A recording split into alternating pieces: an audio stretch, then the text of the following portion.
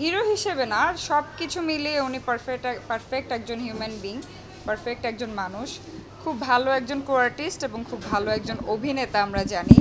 এবং ভাইয়ার কাছ থেকে প্রতিনিয়তই অনেক কিছু শিখি, প্রতিনিয়তই কিছু না কিছু শেখা হয় এবং ভাইয়া আসলে অনেক হেল্পফুল, অনেক স্নেহ করে আসলে। আমি ঈদের নাটকগুলোর কাজ যখন ভাইয়ের সাথে করছিলাম তখন আমি একটু সিক ছিলাম, তো ভাইয়া একটু পরপরই এসে, এই তুই এটা খাস না, তুই এটা খা, তোর এটা খাওয়া ঠিক হবে না, তুই ওইটা খা, এটা খেলে তোর জন্য ভালো হবে।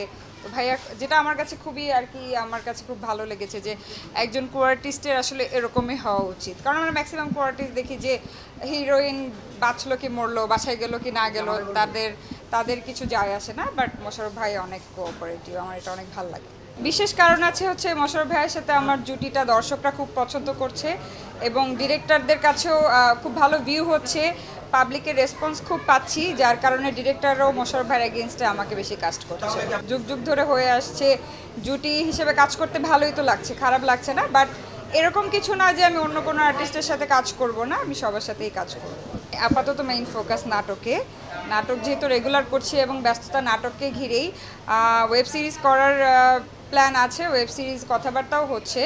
বাট হ্যাঁ, সিনেমা দিয়ে যেহেতু আমার স্টার্টিং, সো সবসময় আমি সিনেমা, আমার very close to my heart. সিনেমার ভালো অফার পেলে অবশ্যই সিনেমা সবার আগে। উড়াধুরা সময় তো চলছে, আমার কাছে তো উড়াধুরাই লাগছে।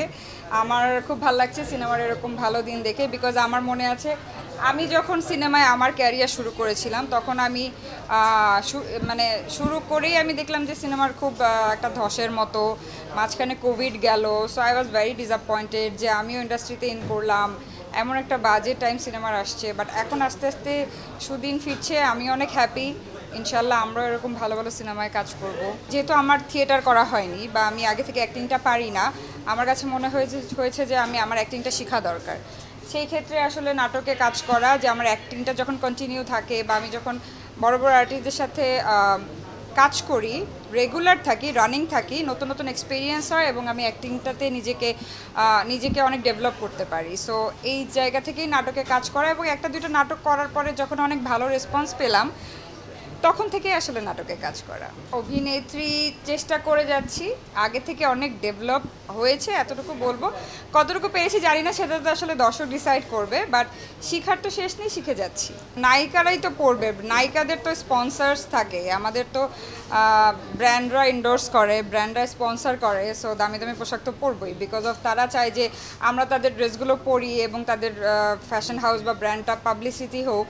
সো সেই সুবাদে আসলে আমাদেরকে ড্রেস পাঠানো হয় এবং এই যে সামনে আমার একটা অ্যাওয়ার্ড শো আছে, সেখানে অলরেডি কয়েকটা ডিজাইনার আমাকে বলে রেখেছে যে আপু আমার হাউজের ড্রেসটা পরে যাবেন এবং সেটা ক্যাপশনে দিবেন, তো আমাদের একটু পাবলিসিটি হবে এবং আমাদের মাথা থেকেও একটা টেনশন কমলো যে একটা নতুন ড্রেস কিনতে হবে।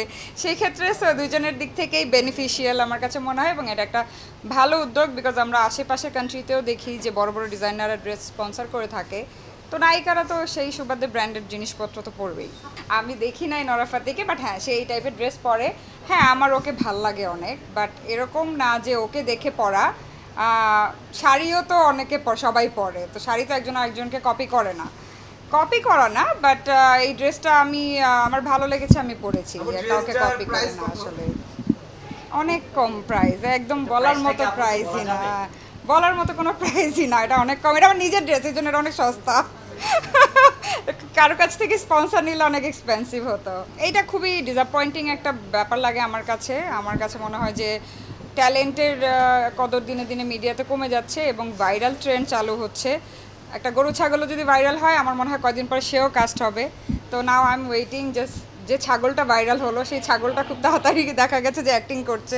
বিষয়টা এরকম হয়ে গেছে আমার কাছে, এটা খুবই আমার কাছে খারাপ লাগে। আমার মনে হয় যে ট্যালেন্টকে নিয়ে কাজ করা উচিত, নট যে ভাইরাল তাকে। এটাকে যদি আমরা আরও ইন্সপায়ার করি, তাহলে মানুষ যা তা পাগলামি করে চিন্তা করবে যে নেগেটিভিটি স্প্রেড করে কোনোভাবে খালি একটু ভাইরাল হইতে পারলেই হয়েছে, তারপরে তো আমি হিট।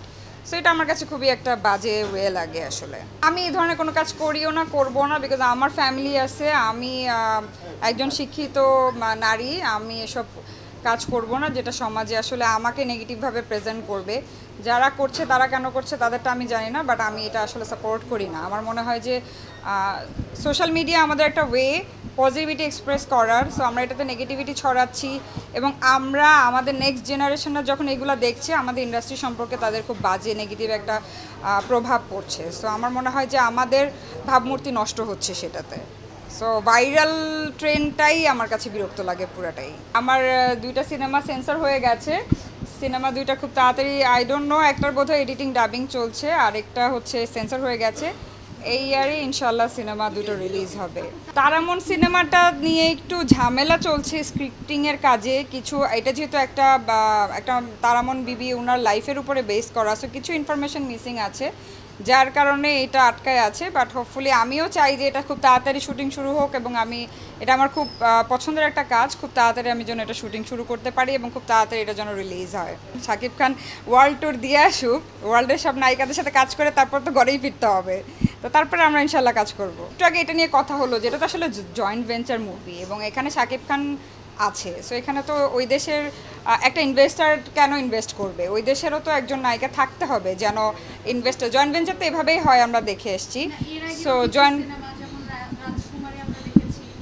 রাজকুমারে ওটা ডিমান্ডই ছিল একটা ফরেনার নায়িকা। আমরাও তো আমরা কিন্তু ফার্স্টে রাজকুমার মুভিটা না দেখে এই নায়িকা কেন কেন এই নায়িকা সবাই কিন্তু কমেন্ট করেছি, বাট যখন সিনেমাটা দেখেছি তখন কিন্তু আমরা দেখেছি যে আসলে এখানে এই নায়িকাটারই দরকার ছিল। এখানে দেশি কাউকে নিয়ে ফরেনার বানিয়ে জিনিসটা ফেক না করে যেটা করেছে এটা রিয়েল ছিল না, ওইটা করা যেত। ওইটা যে মাহিকে ওখানে করেছে না, বা মায়ের ক্যারেক্টার করেছে না, করা যেত, বাট তাদের এটা তো আসলে ডিরেক্টর প্রডিউসারের উপর ডিমান্ড করে, সো তাদের ওইটা নিড ছিল যে আমরা একটা রিয়েল ফরেনার নিয়ে করব, এটা তো আসলে তাদের ব্যাপার, সেটা আসলে আমার কোনো সংযোগই নাই, সো আমি আসলে জানি না।